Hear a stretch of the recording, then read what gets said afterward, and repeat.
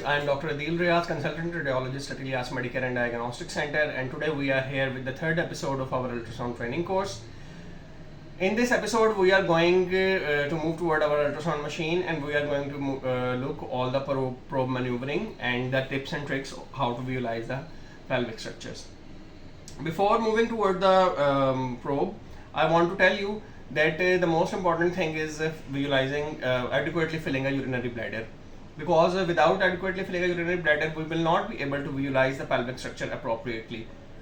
So in the coming minutes I will be showing you how pelvic structures appear when the urinary bladder is adequately filled and how they appear when urinary bladder is not filled. So let's move toward our ultrasound. We are going to use is the curved array probe. I have applied the gel on the probe. Now I will show you different structures. This is urinary bladder. As you can see, I have placed my probe in a transverse plane in just above the symphysis pubis. This is the umbilicus level, and here I have placed my probe just above the symphysis pubis. This is the urinary bladder. And now I will tilt my probe a little bit upward and the uterus will start appearing. Here the rounded structure is the uterus.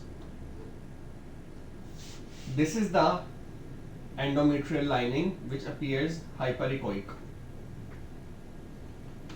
I will freeze this image, and now I will move in the longitudinal plane. I will move my probe at the 90 degrees, and now my probe is in the longitudinal direction. Here you can see this whole structure visible is the uterus. This is the fundus of the uterus. This is myometrium, and this hyperechoic line is the endometrium. This endometrial lining we can see moving downward. This is the cervix, and here I can see the vaginal stripe. So I will freeze the image of the uterus in the longitudinal plane also, and now I will measure. Starting from the fundus, I will take up to the vaginal stripe, I will take the length of the uterus. In the transverse plane, I will measure the width, and again in the longitudinal plane, I will measure the depth or thickness of the uterus. So this is measuring 8.7 into 5.5 into 4.5 mm, and I will measure the endometrium, which is 5.1 mm in this case.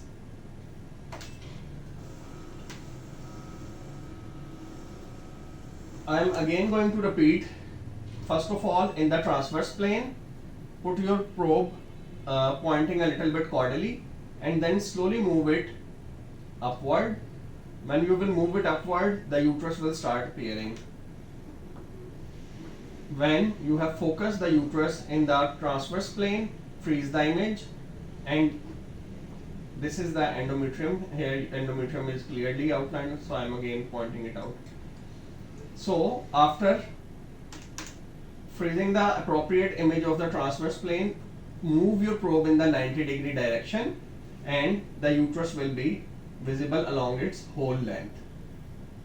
After visualizing the uterus, we have to see that whether there is any fibroid or any abnormal structure which is visible. The endometrium should be central. If it is pushed anteriorly or posteriorly, it could be due to a fibroid. As here, this is a small fibroid in the posterior wall of the uterus. You might be able to see it. This is the rounded structure. It is having a relatively hyperechoic margin and the central hypoechoic structure. So this is the posterior wall fibroid. I will measure this fibroid also. It is measuring 2 into 2.1 centimeter.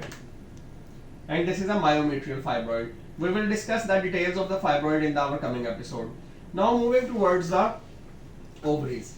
So I will again put my probe in the transverse plane.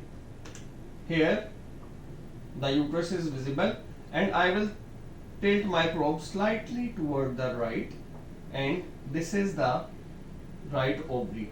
Here we can see that there are multiple cystic structures in the right ovary. These are unruptured follicles. All these, you can see, these are the cystic structures, and I will measure these. I have to visualize the ovary in both longitudinal plane as well as in transverse plane. So in the longitudinal plane, I will take the image of the ovary. I am tilting my probe a little bit toward the right side, and the right ovary is in focus. But I am not very much far away from the midline. If I will move my probe like here, I will not be able to visualize the right ovary. So I have to put my probe in the midline and just tilt it a little bit to the sideways, so the right ovary will be clearly visible. So this is the right ovary. I will take the measurements of the right ovary. The total size of this ovary is a little bit enlarged. Its size is measuring 6.2 into 4.2 centimeter. This is due to the multiple cysts which is visible within the ovary. Any structure which is more than 3 centimeter, we will call it a cyst. But these are likely unruptured follicles, because all of these are less than that of 3 centimeter. We have to take the volume also. For measuring the volume, I will take the one image in the longitudinal plane, true longitudinal image, and the other in the horizontal plane. Now I have two separate images, so I will select volume, and here we are going to calculate the volume. For accurate measurements of the volume, we have to subtract the volume of the cysts from that of the normal stroma. But we will discuss these things in detail in the coming episode. Right now we are focusing on just only to visualizing the right ovary. So again, cutting it short, I put my probe in the midline. I tilted it a little bit upward in the cranial direction, and this is the uterus. Just to the right of the uterus, this is the right ovary. I will visualize it in the transverse plane, and then I will freeze the image, and then I will move my probe in the longitudinal direction in the midline and will tilt it a little bit toward the right side, and the right ovary will be visible. Now coming to the left ovary. Again, I will put my probe in the transverse plane and will focus the uterus. Here again the uterus is in focus, and now I will tilt my probe a little bit toward the left side, just a little bit, and this is the left ovary. Here you can see that the left ovary is clearly outlined.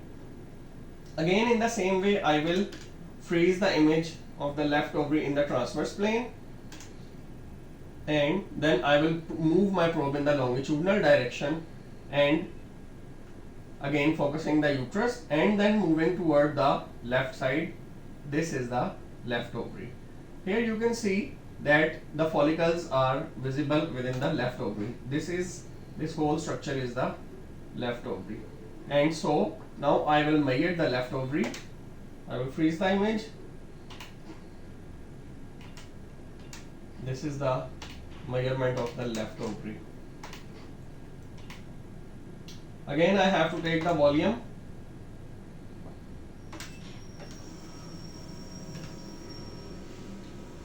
Once again, probe in the midline, in the transverse plane, uterus focused.